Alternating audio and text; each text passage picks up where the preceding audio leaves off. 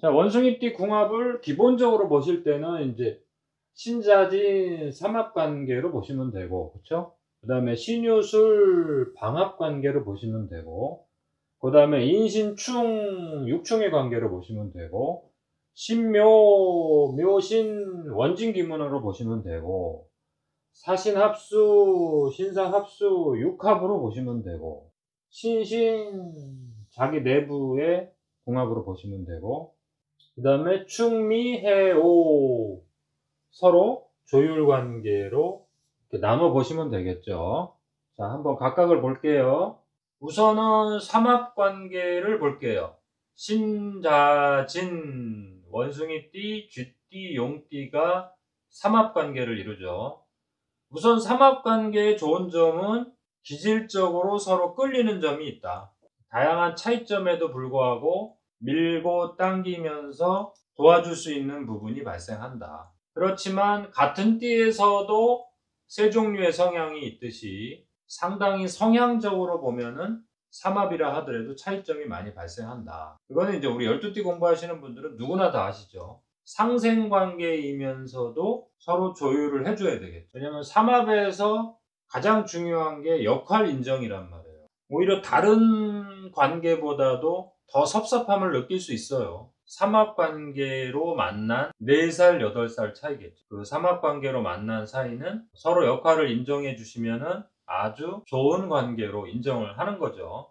자, 원숭이띠와 소띠 관계는 조율 관계예요. 소띠를 비유하자면 간척지와 갯벌이라고 했잖아요. 진흙과 같은 상태잖아요. 하루의 시간으로 따지면 소띠의 시간은 새벽 2시잖아요. 원숭이띠의 시간은 오후 4시. 그러니까 원숭이띠의 역할이 좀 더 드러나도록 소띠가 도와주는 그런 관계가 좋겠죠. 소띠는 묵묵히 뒤에서 힘든 일, 굳은 일 이런 걸 도맡아 하는 그런 에너지를 갖고 있고, 원숭이띠는 좀 더 새로운 정보나 자료를 발견했을 때 그것을 이제 현실화시키는 그러한 서로의 역할을 인정을 해준다면 조율 관계임에도 불구하고 원숭이띠와 소띠는 상당히 좋은 관계가 될 수 있겠죠. 그렇지만 기본적으로는 조율관계다. 조율관계라는 것은 서로의 역할 인정이 안 되면 상당히 대립하고 갈등하는 관계란 뜻이에요. 원숭이띠와 호랑이띠, 인신충, 육충이죠. 육충관계는 항상 간격을 좀 두셔야 돼요. 서로의 목표점이 조금 다른 거예요. 물론 같이 일할 때는 같은 목표로 하는데 각각의 개인적인 어떠한 성향에서는 목표점이 다르다는 거예요. 서로 간섭하기 시작하면은 충돌이 일어난다는 뜻이에요. 그러니까 충돌이라는 게 겉으로 싸운다는 뜻이 아니라 이별이나 분리가 일어날 수 있다. 호랑이띠와 원숭이띠는 서로의 기질에서 다른 부분을 발견한다 하더라도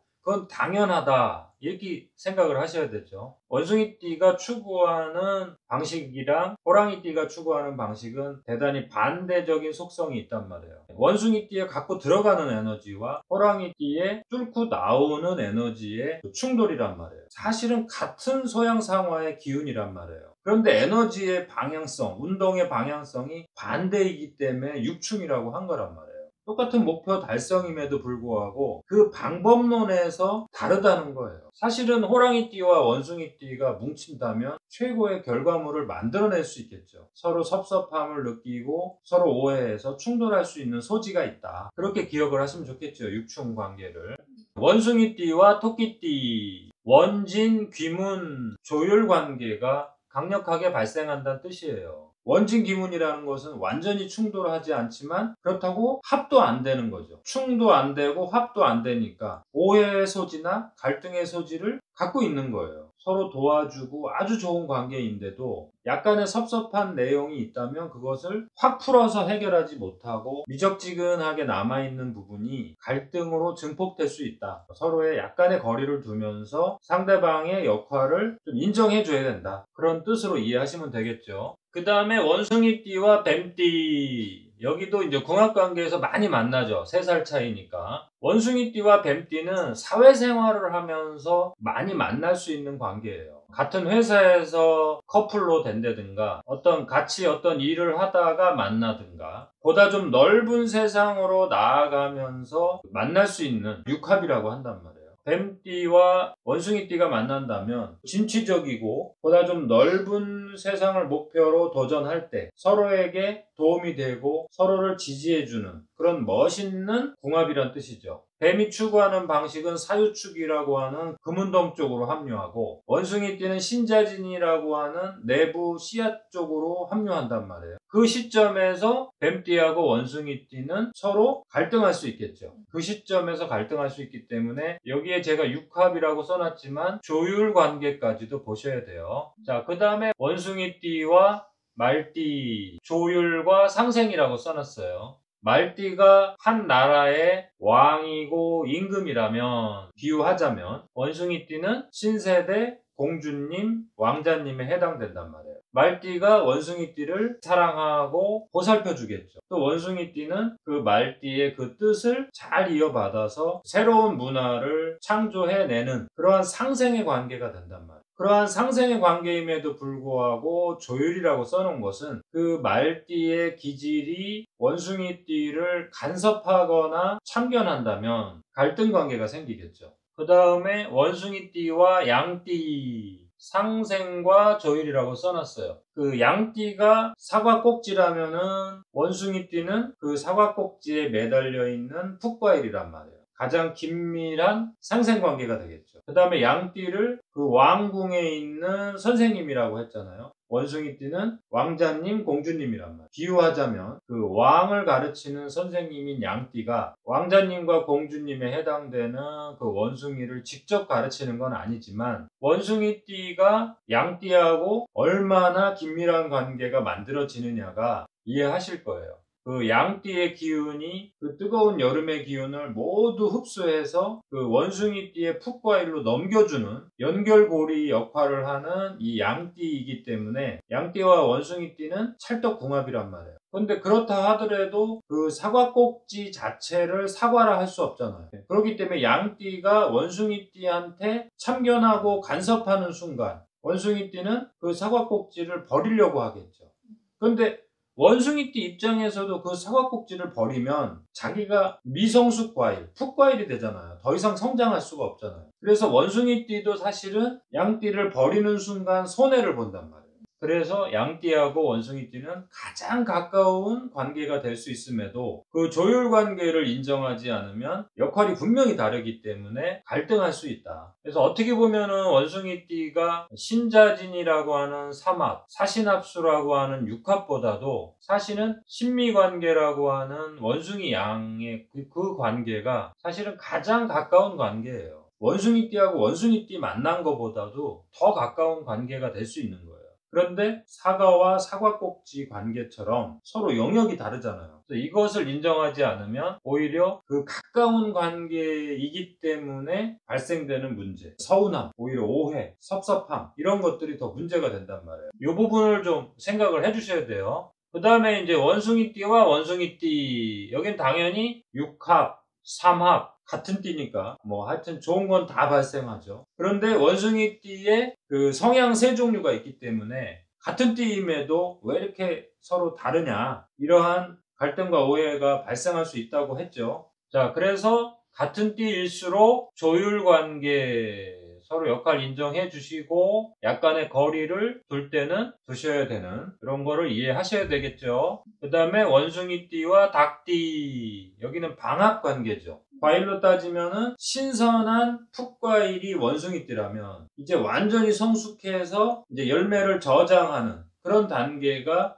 닭띠란 말이에요. 그래서 사실은 원숭이띠가 한 살 많잖아요. 원숭이띠랑 닭띠랑 만나면 원숭이띠가 한 살 많잖아요. 그럼에도 불구하고 살다 보면은 닭띠가 중심을 잡아주고 닭띠가 주도적으로 그런 상황이 된단 말이에요. 닭띠 자체가 열매가 성숙했다고 비유하는 것은 그만큼 그 틀이 한번 정해지면 쉽게 변하지 않는다는 뜻이에요. 일을 진행하는 방식이 닭띠가 어느 정도 그 틀이 정해지면은 새가 날아가지 않고 닭이 됐잖아요. 그러니까 그 틀을 유지한다, 그런 뜻이에요. 그래서 원숭이띠가 한 살 많지만 닭띠를 좀 더 존중해주면서 사랑해주면 그 부가가치가 아주 강력해진다. 그래서 원숭이띠랑 닭띠랑은 상당히 좋은 관계가 될 수 있다. 원숭이띠와 닭띠가 방합을 이룬다는 것은 어떠한 같은 종교를 갖거나 같은 운동을 하거나 같은 직업이거나 아니면 맞벌이를 같이 한다든가 이러면 더 좋겠죠. 자, 그 다음에 원숭이띠와 개띠 역시 신유술 해서 방합관계를 만들어내죠. 그 개띠는 그 틀을 지켜주고 보호해주는 그런 울타리 역할을 하는 그러한 관계란 말이에요. 원숭이띠보다 2살이 적지만 개띠가 주도권을 잡을 수 있는, 오히려 관계에서 주도권을 잡고 묵묵히 도와주는 그런 관계로 작동을 한단 말이에요. 그래서 원숭이띠 입장에서 개띠를 좀 더 사랑해주고 끌어안으면 원숭이띠가 인생을 살아가는데 상당히 도움이 많이 된다. 원숭이띠와 개띠는 방합관계이기 때문에 서로의 목표점이 다르면 개띠가 떠나버릴 수도 있어요. 그러니까 방합관계의 좋은 점은 서로 이제 종교가 같다든가 아니면 맞벌이를 하면서 서로 도움을 준다든가 그 상태에서는 가장 좋은 친밀한 관계가 형성이 된다는 뜻인데, 인생의 목표 설정에서 서로의 역할을 인정하지 못하는 단계가 되면은 완전히 분리되고 이별한다, 그런 뜻도 되는 거예요. 그래서 방합이 화끈하게 사랑하고 화끈하게 헤어질 수 있다, 그런 뜻도 되는 거예요. 그래서 원숭이띠와 개띠는 아주 좋은 상생관계이면서 방합관계를 이루고 있다. 개띠가 울타리가 돼주고 원숭이띠를 보호해주는 대신에 그만큼 이제 요구량이 많아지겠죠. 개띠가 특별하게 어떠한 원숭이띠한테 요구하는 그 부탁이 있단 말이에요. 그 부분은 좀 들어주시도록 노력을 하셔야 되겠죠. 방합이 또 한편으로는 어려운 점도 있어요. 그렇게 이제 긴밀한 관계가 되는 만큼 그 목표성을 이루기 위해서 좀 같이 가야 된다는, 동행해야 된다는 그런 또 책임감이 또 주어진다는 뜻도 되는 거예요. 자, 그 다음에 원숭이띠와 돼지띠. 여기도 이제 원숭이띠와 돼지띠도 3살 차이로 많이 만날 수 있는 그 경우의 수가 발생하겠죠. 자, 원숭이띠가 풋과일을 만들면서 내부에 씨앗을 만들어가는 그 출발점이라면, 이제 돼지띠는 내부의 씨앗을 완전히 성숙시키는 그런 과정이란 말이에요. 그러니까 이런 것을 이제 명리학에서 금생수 상생관계라고 한단 말이에요. 상생관계가 되면서 원숭이띠랑 돼지띠가 만나니까 새로운 문명을 만들어내는데 주역이잖아요. 그러니까 원숭이띠도 문명을 여는 신세대와 같은 거고, 돼지띠도 새로운 문명을 만들어내는 신세대와 같은 그런 아주 창조적인 생각을 갖고 있는 궁합관계란 말이에요. 인생을 재밌게 살면서도 새로운 문명과 문화를 찾아내는 그런 힘이 있단 말이에요. 원숭이띠도 신자진의 출발점이면서 신유술의 출발점이잖아요. 돼지띠도 뭐예요? 해자축의 출발점이면서 해묘미의 출발점이란 말이에요. 그래서 출발점끼리 만난 궁합은 조심해야 될 게 있죠. 새로운 세상에서 새로운 정보를 받아들이고 아이디어 창조 분야에서 서로에게 도움이 될 수도 있지만, 세상의 변화무쌍한 상황에서 투자, 사기에 연루된다든가 새로운 유통 시스템 이런 것들을 사회생활을 하면서 받아들이면서 경제적으로 투자 사기라든가 인간관계에서 엉킴이 발생할 수 있단 말이에요. 종교적인 갈등, 투자했다가 손해보는 거, 그 두 사람 자체의 궁합관계에서 발생하는 거라기보다는 좀 더 잘 살아보고자, 좀 더 잘해보고자 투자했던 거, 그 다음에 보증 섰던 거, 이런 게 문제가 발생한단 말이에요. 그 다음에 나이 들어서 그 힘들게 번 돈, 자기 딴에는 좋은 정보라고 해서 투자한 건데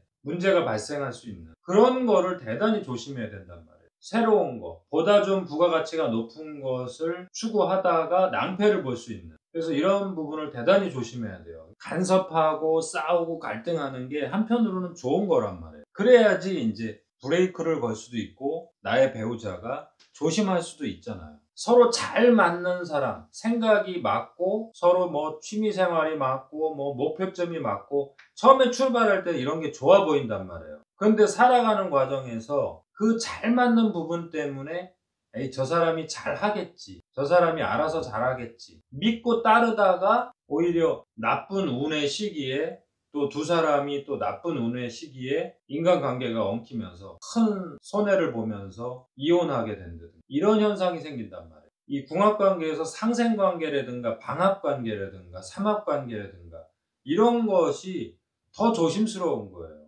자, 그런 부분들을 홍합관계에서 이제 전체적으로 보셔야 돼요. 다른 주제로 다음 시간에 뵐게요.